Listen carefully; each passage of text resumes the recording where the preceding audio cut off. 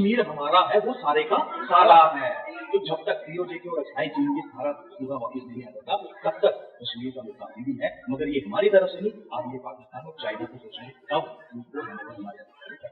तो मैं इसलिए कह रहा हूँ, अगर मोदी जी से भी कोई बेहतर है जो महीनों में नहीं, जो कुछ घंटों में डिसीजन लाए, तो मैं कह रहा हूँ उनको लेकर के। बिल्कुल है, बिल्कुल है।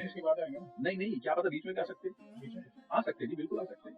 कुछ ऐसे प्रोसेसिंग रहती है 2024 के बाद, बीच में मोदी जी का मन करा ठीक है जी आप आकर के बैठो, और जिस दिन वो शपथ लेंगे तो सोचो इनको मुगलों की जो औलाद यहाँ पर है, औरंगजेब की जो औलाद है यहाँ पर, जिन्होंने भारत का ही नहीं कितनी कंट्री को नुकसान कराया, तो फिर आप लोग कहाँ जाओगे? ये बीजे बना के रख लेंगे, इनको पता लगे ना परसों हो गए योगी आदित्यनाथ नाम ले देता हूँ, अगर शपथ खा लेगी मैं प्रधानमंत्री को रहा हूँ, तो इनको अपने बीजे लगवाने पड़ जाएंगे देश के। तो हमारे साथ पवन केसर जी है जो कश्मीर से बिलोंग करते हैं। अब उनसे जानना चाहेंगे आर्टिकल 370 हटने के बाद उनकी राय क्या है कश्मीर के ऊपर। ये हम लोगों के साथ ही होगा तो रही बात, ये अपने ही लोग जिनको अब आप देख रहे हैं, तो एक समय था दौर था। आज अगर हम जम्मू कश्मीर अपने जम्मू कश्मीर की बात करते हैं, ये रेडिकलाइजेशन वहाँ पे भी है, अगर आज जिस तरह की डेवलपमेंट वहाँ पे, तो ये वो रेडिकलाइजेशन को डायरेक्ट टारगेट कर दीजिए। और आज आम आदमी जिन्होंने उस हिलाने के अलगाववाद को समर्थन किया था, अपनी उम्रें खत्म कर दी, आज वो सोच रहे हैं कि हमने क्या खोया और क्या पाया। आज जो धारा 376 का वो एक तरह उनको शील्ड एक आदमी रेडलाइज करने के नाम पर गई, उन पर कोई कार्रवाई नहीं होती।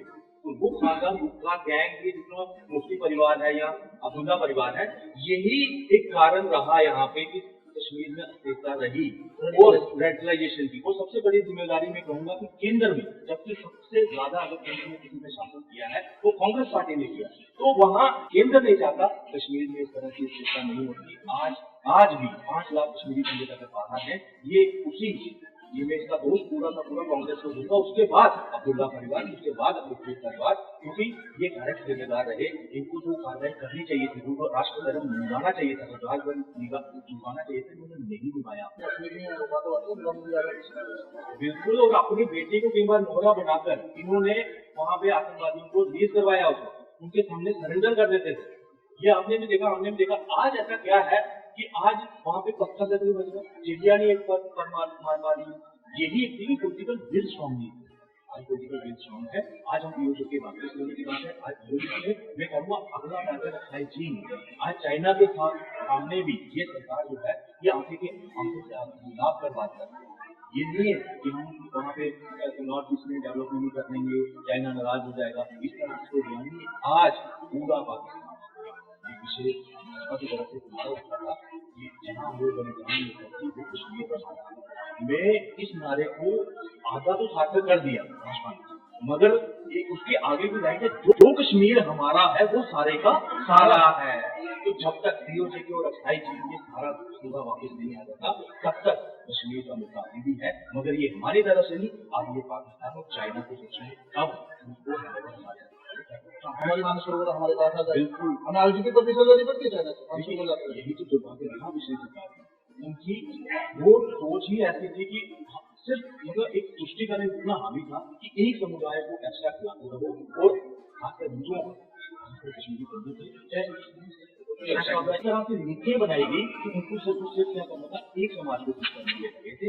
आज उसी का परिणाम है, जो बहुमत में रहते थे आज वो डबल डिजिट में और आने वाले समय में इससे भी बदतर इनका होने वाला है। कश्मीर आम कश्मीर, पढ़ा लिखा कश्मीर आज तो हमारे साथ अभी विजय कट्टर हिंदू जी हैं। अभी इनसे हम कश्मीर के बारे में पूछेंगे, इनसे राय लेंगे। जय श्री राम, जय गौ माता की, भारत माता की जय। मैं आपका भाई विजय कट्टर हिंदू। जैसे अभी कुछ लोगों से अभी मैंने सुना है, थोड़ी देर पहले एक भाई साहब पत्रकार साहब ने उनसे प्रश्न करा कि भाई कश्मीर के लोग भी अगर हम लोग अपनी तरफ लाते हैं, तो मुझे लगता है कि अगर वहां से लाया जाए तो कोई पॉलिसी के द्वारा ही ला करके यहाँ पर रखा जाए और जोड़ा जाए, एक्शन एक साथ करा जाए, क्योंकि पॉलिसी के जरिए आएंगे और एक कंडीशन के दायरे में वो लोग रहेंगे, तभी लोग कंट्रोल रहेंगे। नहीं तो वो एक ऐसा कार्य हो जाएगा जो हमारे भारत के अंदर अभी भी कहते हैं कि हम मुगलों के वंशी हैं। परसों भी एक इंटरव्यू देख रहा था कि हम औरंगजेब की औलाद है, बाबर की औलाद है। जिस बाबर का इस्लामिक कंट्री में नाम लेना अपराध है, वो बताते कि हम बाबर के बाप हैं। अगर वो लोग यहाँ अगर हमारे से कनेक्टेड होते हैं, अगर कोई ऐसी पॉलिसीज में बिन पॉलिसी अगर कनेक्टेड करते डायरेक्टली, तो इन लोगों को ताकत देने का काम होगा, जिससे इस भारत की जो सरकार है इस टाइम प्रेजेंट में, उन्हें बाहरी नुकसान उठाना पड़ेगा। अच्छा, अभी उत्तर प्रदेश में जैसे है, कई सरनेम में आपको मिल जाएगा, तुर्क, मुगल, अफगान, ये सरनेम वाले भी मिलते हैं। ऐसी बात नहीं कि नहीं मिलते। लेकिन मिलते हैं जिन्होंने इस देश धरती का नुकसान करा है, देश धर्म का नुकसान करा है, जिन्होंने अपनी भी कौम वालों, अपने ही कौम का भी नुकसान करा है, जिन्होंने इस्लाम ने अपने भी कौम वालों का नुकसान करा है। तकरीबन देख लीजिए आप लोग, आज भारत के अंदर ही और भी 17 कंट्रियों के अंदर जिनके ऊपर बैन लगाया जा रहा है, जिनकी आना जाना हर चीज का रहने की कंडीशन सब कुछ एक प्रोटोकॉल के हिसाब से करा जा रहा है। क्यों? क्योंकि ये लोग अपने आप को बदनाम करने में लग रहे हैं। आज इस्लाम वालों की गलती क्या है कि जब कोई इस्लाम को मानने वाला कोई गलत काम करता है तो ये लोग पूरे उठ करके आते हैं, फ्रंट पे क्यों नहीं आते, उसका विरोध क्यों नहीं करते। आज इस्लाम को बदनाम कोई भारत, पूरी दुनिया में कोई नहीं कर रहा, ना हिंदू कर रहा है, ना जैन, ना बौद्ध, ना क्रिश्चियन, कोई नहीं कर रहा।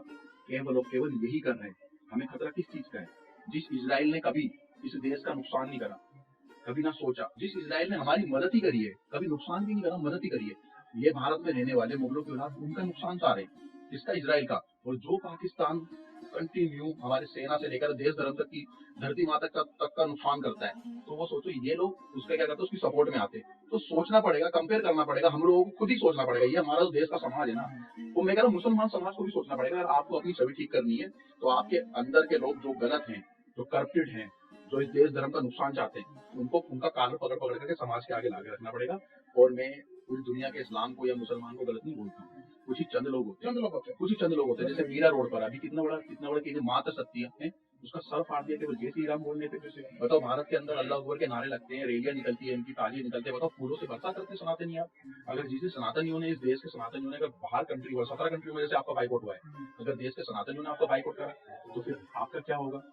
देखो, देश के अंदर वो रवीश कुमार जैसे देखे ना, जब कश्मीर का फैसला आ रहा था तो रवीश कुमार एक धमकी दे रहा था।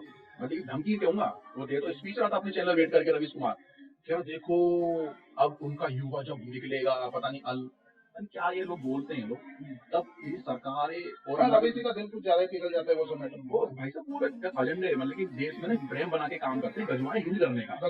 जिस टाइम धारा 370 में बातें उठ रही थी, फैसले आने वाले थे, तो वो वहाँ की जनता को भड़काने का और आम जनता को डराने का काम करते हैं। देखो, अगर उनके आवाम के लोग, अगर उनके धर्म के लोग अगर रोड पर उतरे, अगर उन्होंने विद्रोह करा तो उनका विद्रोह रवीश कुमार जी के जवाब है विद्रोह होने वाला है, मतलब कि नरसंहार होने वाला है। इस तरीके की भी हम कहाँ नरसंहार हुआ?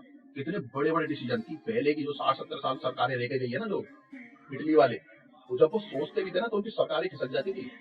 लेकिन मोदी जी ने सोचा नहीं है, इस देश और धरती धर्म के लिए जो अच्छा होगा सीधे ऑन द स्पॉट चेंजिंग। तो मैं इसलिए कह रहा हूँ, अगर मोदी जी से भी कोई बेहतर है जो महीनों में नहीं, जो कुछ घंटों में डिसीजन लाए, तो मैं कह रहा हूँ उनको लेकर के। बिल्कुल है, बिल्कुल है।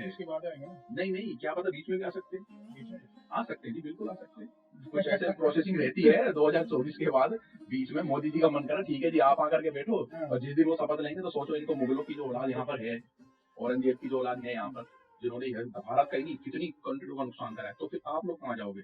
ये बीजे बना के रख लेंगे, इनको पता लगे ना परसों हो गए योगी आदित्यनाथ नाम ले देता हूँ, अगर शपथ खा कि मैं प्रधानमंत्री को कर रहा हूँ, तो इनको अपने बीजे लगवाने पड़ जाएंगे देश विदेश के, तो ये कर जैसे कश्मीर का एक हिस्सा कैलाश मानसरोवर, बिल्कुल, जिसकी यात्रा करने के लिए चीन से परमिशन लेनी पड़ती है, पहले वीजा लगानी पड़ती है, वो एक हिस्सा भी है।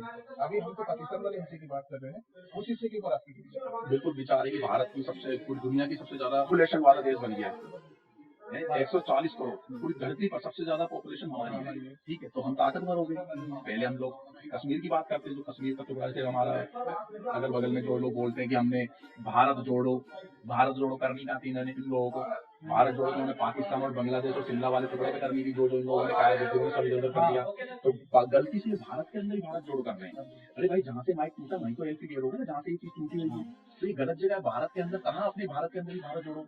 और न्याय दिलाओ ना, जहाँ पर सामाजिक न्याय दिलाओ, जिन जिन की जगहों पे तुमने कब्जा करवाया, वक्त बोर्ड बनाया है, सेकुलर सब्जेक्ट करा, वहाँ न्याय दिलाओ ना, हटाओ ना ये सब चीजें जो आप लोगों ने ऐड करके देश को गजवाहीन करे।